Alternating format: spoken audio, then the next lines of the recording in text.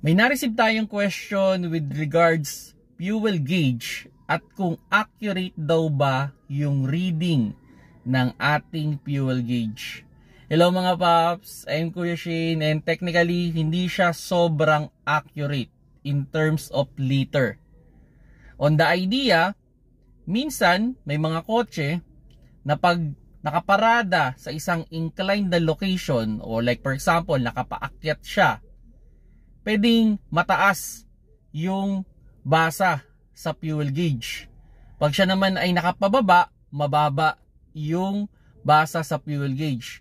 Malalaman nyo talaga na yung pinaka-accurate niya o sabihin na natin yung pinaka-stable na fuel gauge natin pag nasa pantay na tayo. Kasi ang idea niyan, kung masisilip ninyo yung loob ng fuel tank, para yang may floaters. Kung bagay yung nakikita nyo sa inidoro, meron yan doon na tumataas, bumababa.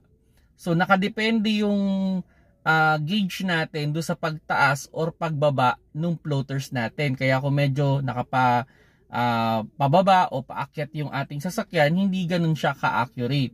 Actually, nagmula tong question na to doon sa low fuel.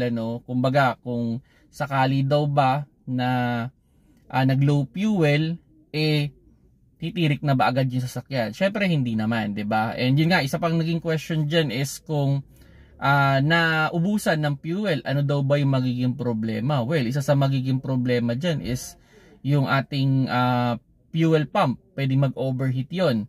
Then kung sakaling talagang makakahigop siya ng mas maraming mga kung ano-ano diyan sa loob ng ating fuel tank, pwedeng mas mabilis dumumi yung ating fuel filter, or worse, pag yan ay pumasok pa sa ating fuel line, pwedeng mabarahan o masira din yung ating mga injector. So as much as possible sana mga paps, pag nasa 1/4 na, mag-gas up na tayo, huwag na natin paabutin dun sa low fuel para ma-avoid din natin yung pwedeng maging sira sa ating sasakyan.